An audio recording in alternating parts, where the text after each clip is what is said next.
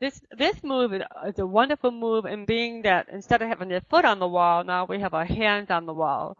And by having your hands on the wall, you're being able to take the energy from the wall and bring it down into your torso in a different way. It creates a different kind of energy. Also, really great for your neck and shoulders. So Mary Arlene has her hand touching the wall with the strap in her left foot. And this alone is great. It's because it just creates this beautiful cycle that's going on here between the resistance of her right hip and the pelvic floor contracting a little bit with her hand on the wall, creating a beautiful stabilizing effect into her torso. So she had a lot of grounding and binding going on here between her feet, her hip, and her hand, and really solidifying everything. So with her hand gently on the wall like that and drawing her blade down, she's kind of concentrating and keeping that anchor 5 working for her and bring it again into the base of her ribs. Now we're going to exhale and you're going to bring your right leg down. You can even point your left toes. Good. I guess we don't point your left toes. That's better. She brings her right leg down and she makes a point of keeping her hands on the wall. By keeping her hands on the wall and she keeps her knees somewhat straight with her right leg, because what she really wants to do is create the impact to go in here and into her shoulders. So if she starts bending her knees, her shoulders are going to go up to her ears. So she keeps her arms straight, or she keeps her hand on the wall. Her arms don't have to be straight, they can bend.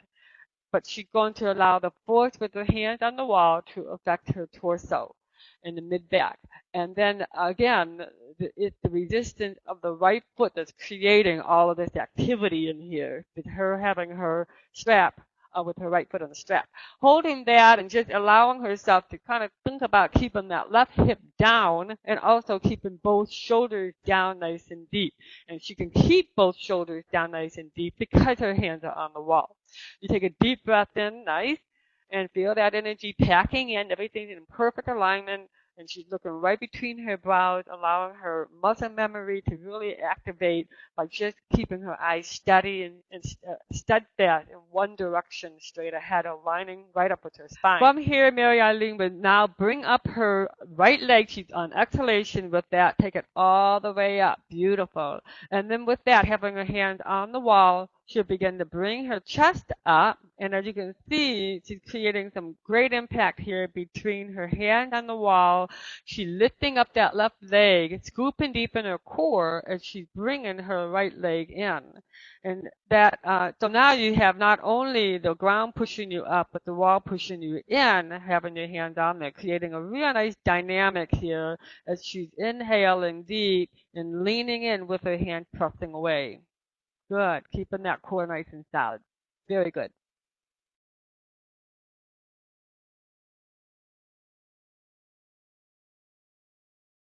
In Wall Yoga and the Berry Method, we really emphasize proper alignment. And so I developed 5 different points or anchors to help you as a guideline to remind yourself that you're in that proper alignment. And these different points help you to maintain that alignment from the beginning to the end of your flow. The first point would be the heart point. And the heart point is really the tip of the scapula. The tip of the sternum, which is your breastbone.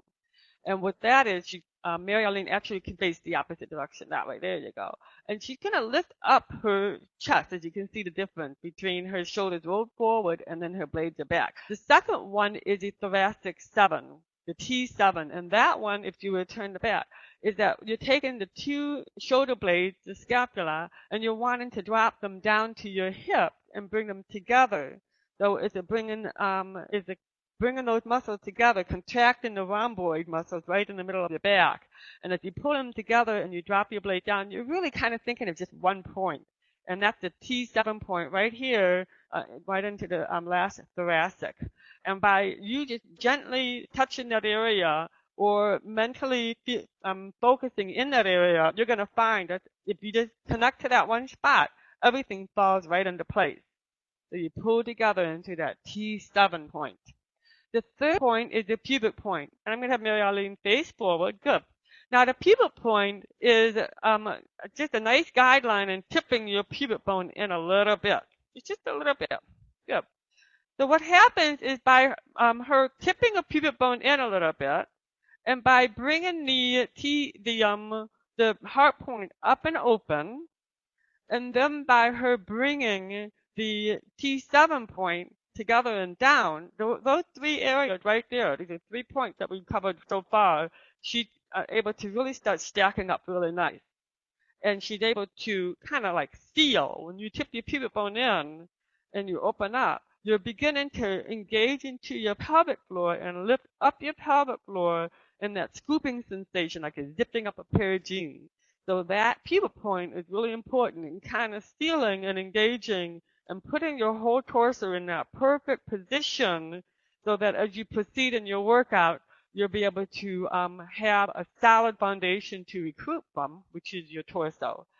The next point is the chin point. Now that's a really important point too, because it's going to help to put that spine in that good alignment from beginning to end of your flow. And to do that, you just take the fist of your hand and put it right underneath your chin and tuck your chin a little bit. Good. That's great. Now what she's looking for, as soon as she tucks her chin in, it's going to actually connect the pubic bone to her chin. And so now she's sealing in and locking up that whole process of the pubic bone, the pelvic joint, and the shoulder girdle coming in together. So now we got 4 points working for us. We have the chest opening up into the heart point. We have the T7, the blades together, connecting into that one spot right between your blades and the T7. The third is the pubic point, tipping your pubic bone slightly in and sealing with your chin coming in on the chin point. You're locking in. Now her torso is really nice and solid. So whether she raises her arms or her legs, she's going to always keep that area nicely engaged and centered. And using that, again, as a guideline and being able to constantly recruit into her core. The last point would be the focal point. Now this is really important because once everything is said and done into her torso, she's going to now develop that muscle memory to help keep retaining that connection of her body. And so focal point is very important. So for now, she's looking right across the room. And what you really try to do is look like between your brows. And so, and pulling that in as her eyes are focused, it's actually, there's that peripheral vision where she can see her body being in that perfect alignment too. So whether she raises her arm or her leg, she's going to always be able to have her eyes focused into being aware mentally and visually where her center is at. And as we go in through our sessions, you'll begin to see how I talk a lot about the focal point and where your eyes are at plays a very important point in being able to build your muscle memory. So let's begin.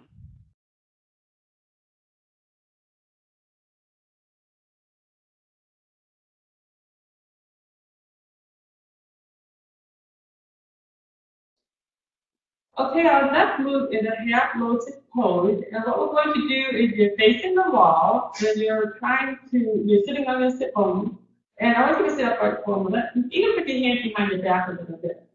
There you go. And you just kind of work on your alignment first, because in order to really fold them nice and deep, you have to first lengthen your spine and open up the vertebrae. And so this is a great way to do that, especially with your feet on the wall. So you're pushing your feet against the wall, which is going right into your tailbone, and then from your tailbone, you push it up. So there's a real nice dynamic here. And when you do that, you still want to open the chest up and drop your gaze down. So that way you just create that energy coming from your feet all the way to the top of your head. So you take a breath in here, and then from there we're going to exhale and keeping your height the way you have it. You're going to begin to bring your left foot in. You want to just cross it right over on top of your right leg. Good. And using the strap, the long strap, you're going to take the strap on the outside of your right side. And you're going to bring it all the way around. Right? And take it to hold on to the strap. Keep your height rated. You lift your body up. You inhale.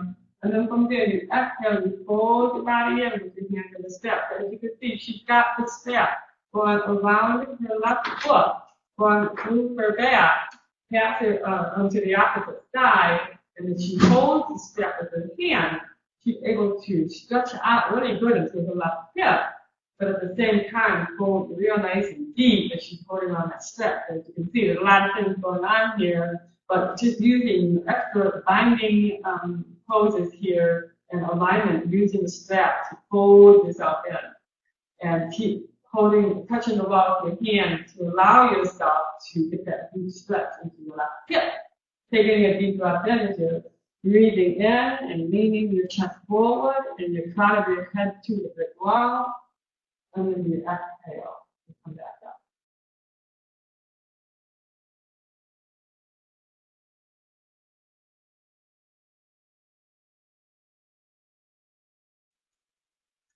Today we're going to work on some banter pose with Colette. And Colette is standing about a few feet from the wall. She's got the strap and the little hook in the bottom on her right foot.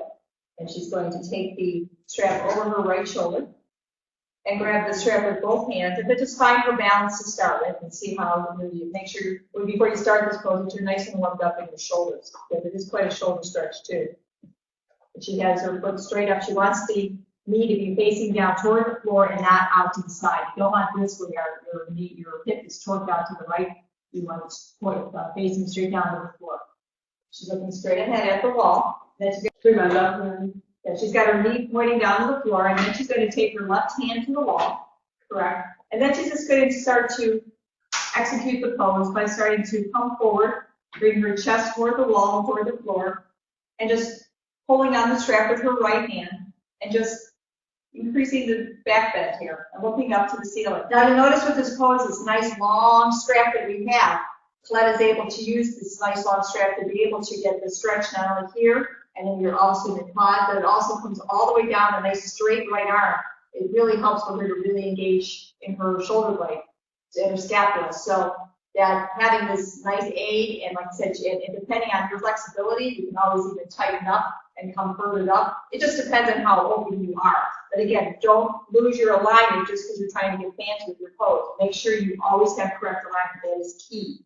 If your alignment goes out, then it's not working to try. Good. And it's up to you as far as how far you want to go. Again, you have the wall there for support. And if you're feeling it today, great. See, Colette can come down. She's very open hips. And she's able to get a nice deep back bend in this pose. So it's a beautiful therapeutic pose, and it really gets in there. Great. Thank you, Colette.